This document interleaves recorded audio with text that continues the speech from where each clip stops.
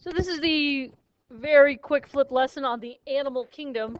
We start the Animal Kingdom this week, and then we will continue talking about it the next 2 weeks during TCAP. We will do Animal Kingdom, we will do an invertebrate project, and we will also, the entire fourth quarter, talk about human body systems, which are really vertebrate body systems. So we spend the whole fourth quarter really talking about animals.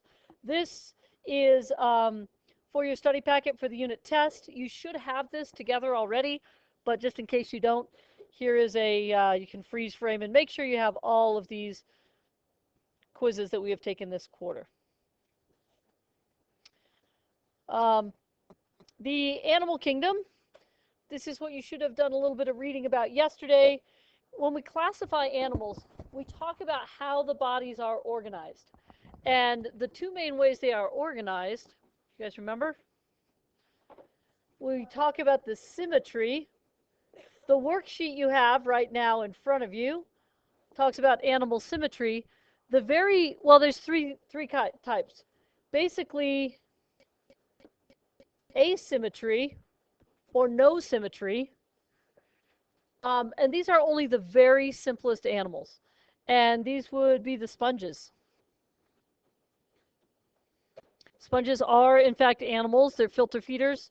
And as we'll see in some of the other categories, they do actually qualify as animals because they reproduce sexually, and in one part of their life cycle, they are able to move. You have, you can have let's do radial symmetry. Radial symmetry is when you can cut it up into circular portions and have equal or identical things. So this would include things like a jellyfish or a sea urchin. Any of these are actually radial symmetry because looking at them from the top, a sea urchin, if you look at it from the top, they generally have a bit of a pattern like this. On the bottom, they have a mouth, and they've got all these little tube feet tentacles all over them. A starfish, of course, is radial symmetry.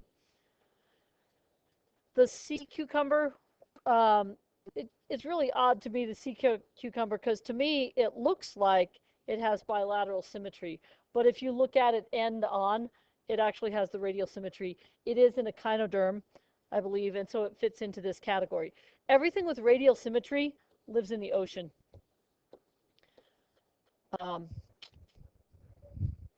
And jellyfish, again, jellyfish, if you look at them from the top, like a moon jelly actually has these little patterns on it, and then they've got little stinging legs. Coral, strangely, also has symmetry because you have to look at each little coral polyp, each little coral animal, and each little one is radially symmetrical. And then the third type of symmetry is the more sophisticated bilateral or two-sided symmetry. And that's everything with a backbone. All of the insects, almost everything else has bilateral symmetry. So if you cut it in half down the middle, you get two sides that are equal. And sure, if a frog loses his leg, he's no longer exactly bilaterally symmetrical, but that's where he started out. That's the body plan. So everything else has this type of symmetry. Only the very, very simple things are not symmetrical. The radial symmetry are things that live in the ocean, other very simple life forms. Questions about this? All right. Yes. It's a type of jellyfish that are. Yeah, they generally, if they do sting, they're not one of the really poisonous ones. Yeah, they're kind of pretty. Okay, so questions about any of this? All good?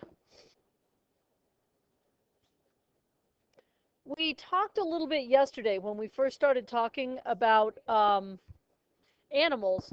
Most people, when they think of animals, what they think about are things with backbones. We think about, cats and dogs and sharks and fish and things like that. But it turns out that overall, most of the animal species are actually invertebrates. And one thing that I like to point out is, oops, there's your review question. Oops, sorry, let's back up a second here. This is kind of your basics for your Animal Kingdom poster. All the basic things we know about all the animals. So, domain eukarya, of course, they are eukaryotic cells with a nucleus and all of the organelles. They are multicellular and complex. Make sure that was going. They, being multicellular and complex, much like the plants we looked at last week, they very distinctly have different types of cells that do different jobs. The plants had stems and leaves and roots and all those things that help the plant live in many different environments. Animals, cells, tissues, organs, organ systems, muscle tissue helps them move. A nervous system helps to sense the world around them. Now, not all of them have a sophisticated brain, but every animal has a nervous system of some sort. They have a digestive system to process food, and a reproductive system, male, female. We talked yesterday, all animals can reproduce sexually. There are some that can also reproduce asexually, but all are able to reproduce sexually with male and female. So some, and generally the simpler ones, can also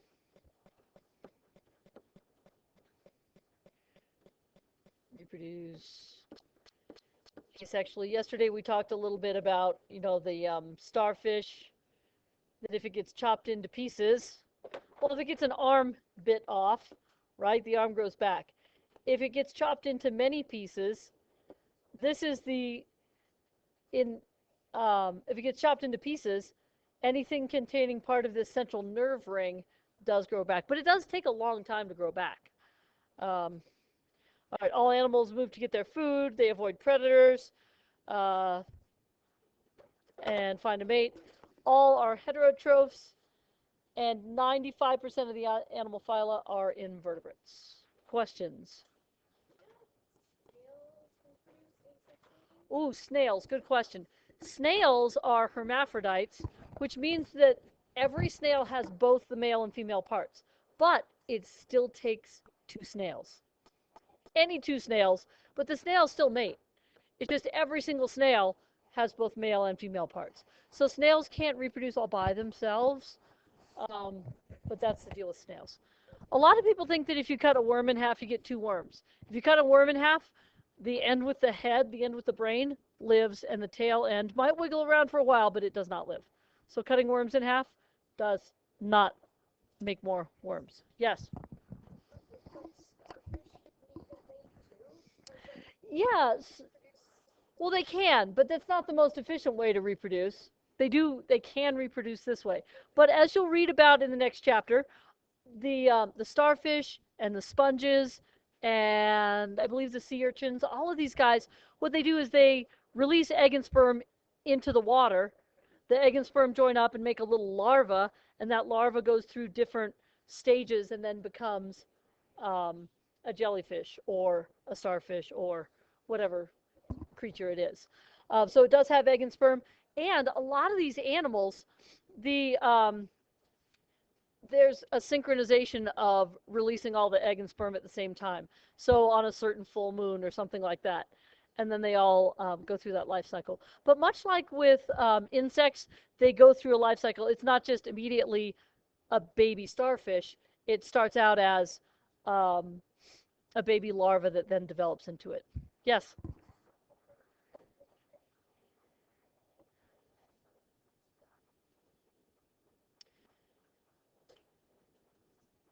Then next, as I started to mention, most of us tend to think of animals as cute, fuzzy things, but it turns out 95% of animal phyla. Now, these are the 35 major animal phyla. Phyla, like kingdom, phylum. So there are 35 major animal phyla. That's the plural of phylum. And check this out. So, of all of the animal phyla, this big 75% here, pretty clearly, are arthropods. Do you guys remember what arthropods are? Yes, and yes, and yes. So arthro means joint, like arthritis. So jointed foot. And these are, yes, they are insects. They are also crustaceans, like crabs and lobsters. Um, they include all of those. I believe they also include the arachnids. On my next frame, I've got this broken down more specifically. Okay, so 75% of the animal phyla are, and these are not individual species, but just phyla, are the arthropods. Yes. Yes. Well, no, here's the crazy thing. So we'll get there in just a second. Yes, humans are chordata, but so chordata are all vertebrates. All vertebrates. Everything with a backbone and a true spinal cord are the chordata. And yeah, they're a pretty small piece of the pie there, right? So let's, I've got it specifically on the next one, so you'll see, because I've got it broken down. Hang on, let me quickly go over this one. The next one, I've got all the detail, because I don't remember all of it off the top of my head. So bryozoa, for instance, which is this one, bryozoa is crazy. Those are actually water bears. They're little teeny tiny microscopic multicellular animals that live in mosses. Crazy, right? Water bears? You know what water bears are? They're tiny insect-like. Anyways, porifera are the sponges. There are 14 other minor phyla of random things, so that's this. Then purple, echinodermata. Those are the spiny skin things. Those are sea urchins and sea stars and all that. So now we're to here. Then we've got cnidaria. Those are the jellyfish. Annelids. Those are the worms. Oh, wait, check this out. Those are segmented worms, like earthworms. Then you've got the nematodes, which are round worms. And then you've got platyhelminthes, which are the flatworms. So holy cow, look at that. Those are all worms. Look at all those together. All of the worms together, yes, seem to be approximately the same number of species of chordata, which is things with backbones. This, of course, includes sharks and stuff. So that's all the fish, all the lizards, all the mammals, all the amphibians, all the whales. They're mammals. Yes.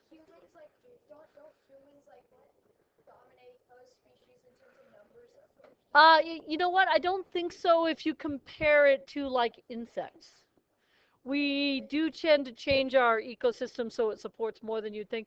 But yeah, if you looked at, so this is by number of phyla. If you looked at sheer number of individuals, I'm pretty sure things like beetles and worms would still outnumber us, but I'm not sure. We'd have to look at the actual numbers. Okay, hang on just a second. The last one's here. Mollusks. So the mollusks are the, oh, these are more arthropods. Mollusks are snails and clams and slugs and oysters and jellyfish. I don't know. Okay, so hang on just a second. Here's a more accurate breakdown. Okay, so of the arthropods, check this out. Of the arthropods, 25% of the animal species in the world are beetles. There are 290,000 species of beetles. That's insane. That's species of beetles. Then moths and butterflies, ants, bees, and wasps, true bugs and flies, which has to do with their life cycle. Other insects. Are you starting to feel creepy yet? Because that's a lot of things. And then this little wedge that was a slightly different color are the non-insect arthropods, such as spiders and crustaceans, lobsters, crabs, water fleas, all that stuff. Then you had the, where do we go here? The mollusks, which are snails and squids and clams. Oh, and I've got the actual numbers on here. So 6% of animal species here. 5% of all animal species, only 5% of all animal species are vertebrates, right? 95% are invertebrates. 6% are worms. Yeah. And then you've got the others over here. So that's the 35 major animal phyla, and that's how it breaks down. And that is why next week during TCAP, you will get to do a project on an animal. But guess what? No cute fuzzy bears, no smart dolphins, no blue whales. You must do a project on an invertebrate because you know what?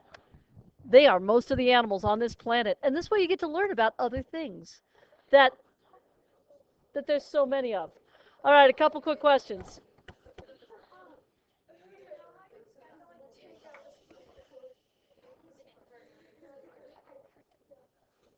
And last of all, this is just one other pie chart that I found.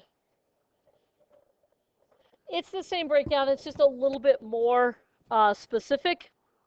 What I think is too bad, I think it would be nice if they actually, so Hymenoptera means membrane wings, so those are the bees and ants and wasps, minor phyla, beetles. I think it's too bad that they don't break down the, what do we have? Oh, here, this breaks it down. So we have 4,000 species of mammals. Other chordates, 38,000. So again, it'd be nice if they broke that down a little bit for comparison. 4,000 species of mammals, 5,000 species of sponges. Mammals, sponges. Diptera, that's the flies, 98,000 species. 290,000 of the beetles. Echinoderms, 6,100 species. Oh, these are the starfish. Echinoderm means spiny skin. Starfish, sea urchins, sand dollars, sea cucumbers. Worms. Oh, so the worms are the annelids, the nematodes, and the platyhelminthes. So all of these together, oh my goodness, 12,000 plus 12,000 plus, so 36,200 species of worms. Okay? Cnidaria, that's a jellyfish. So again, 9,000 species of jellyfish. So anyhow, that's the basics of the animal kingdom, which we'll go into a little more detail when you get to choose your own project.